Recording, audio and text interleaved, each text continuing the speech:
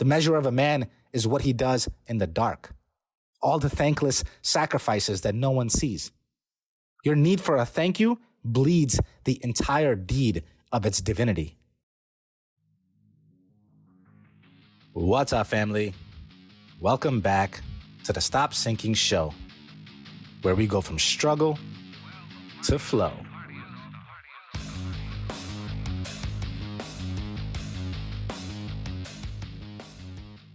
Right now, I'm sitting here on Clearwater Beach, recording this from my phone, from a hotel room, staring at the ocean.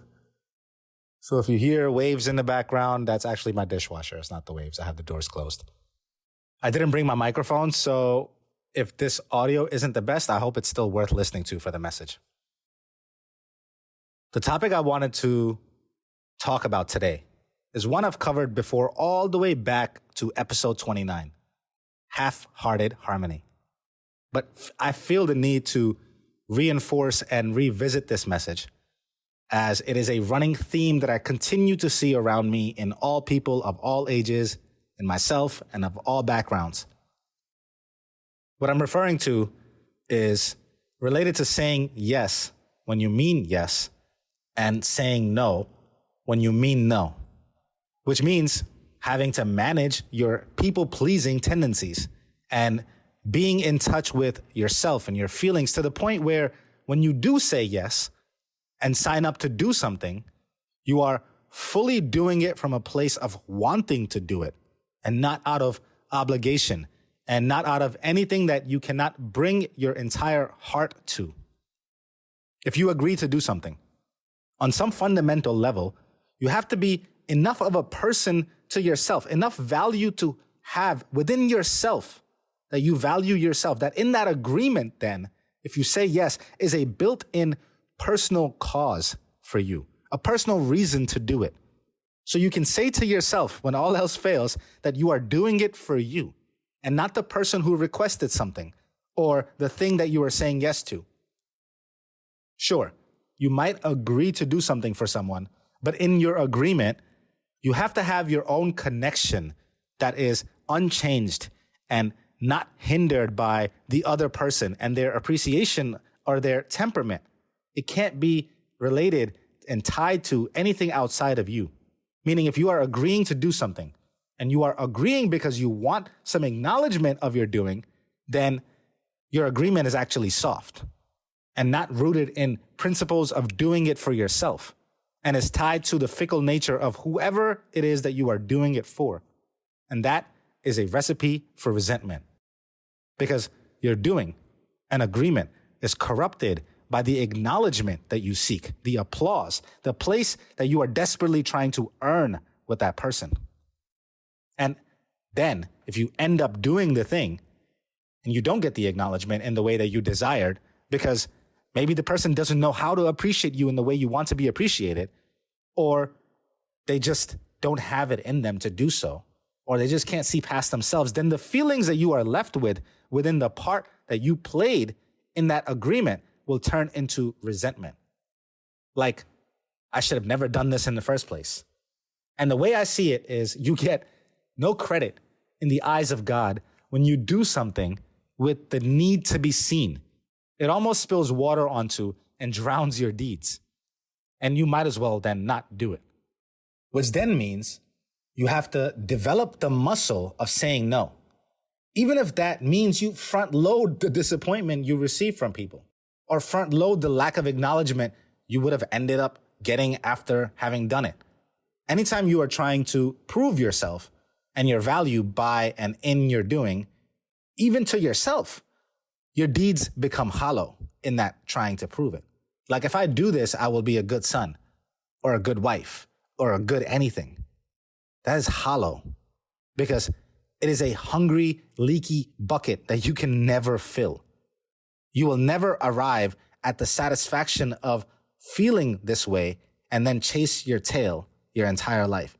And again, all your effort will not be counted for in blessings. It's hollow and a recipe for tiresome resentment. And therein lies the root of why we sign up for things we don't really want to do. We have a gaping void inside of us that just wants approval, wants to be accepted, wants to earn the love, because it means safety and security and survival. And operating from that void, the need for safety will never go away. We will never be bigger than our need for survival. So it has to be a conscious choice then to know where we are coming from when we agree to do something, and question internally if it is an attempt to try and fill this never-ending void. The problem with being this way is not only that you are doing harm to yourself and what you think about you as you almost desperately salivate and jump at the opportunity to earn some love for survival.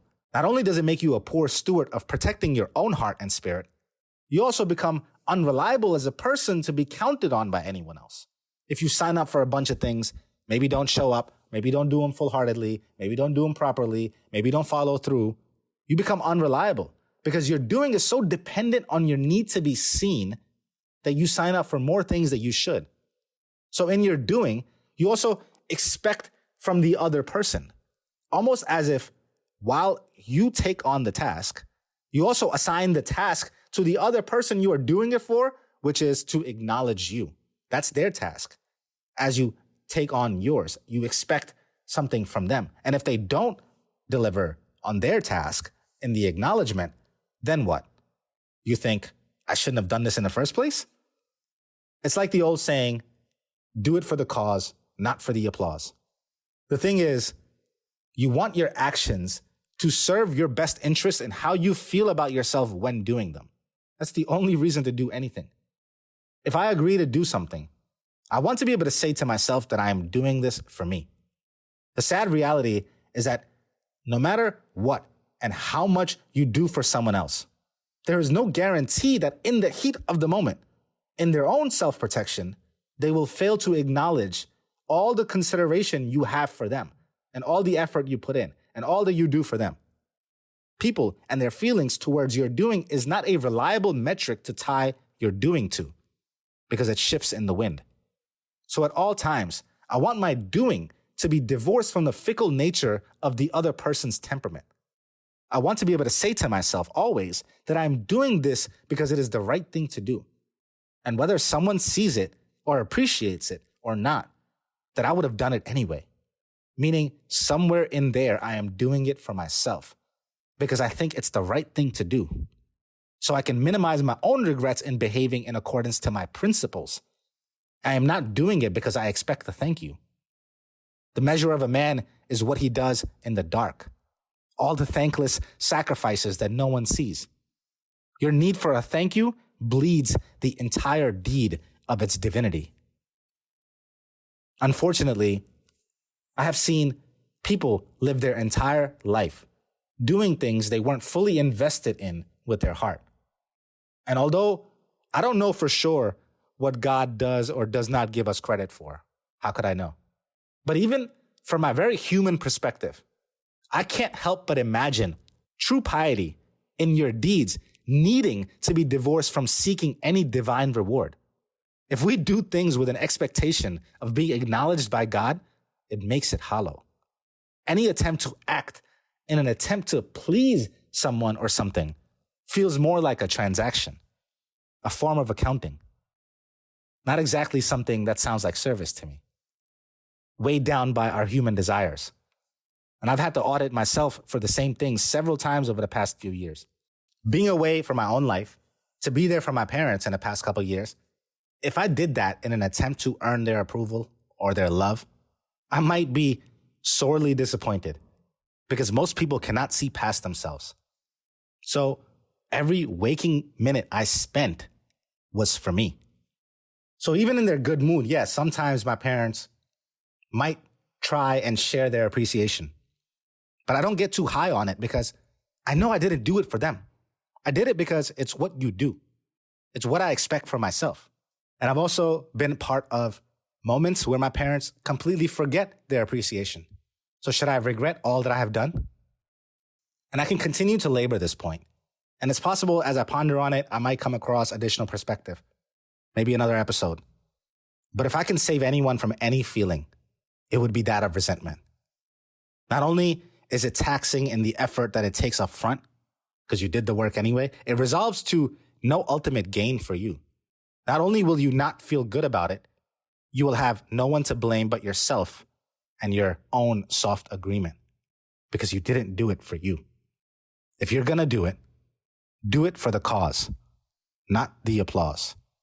And that's the only way to lead to a resent-free reality of your life. I love you, family. Stay true always. I'll see you on the next show.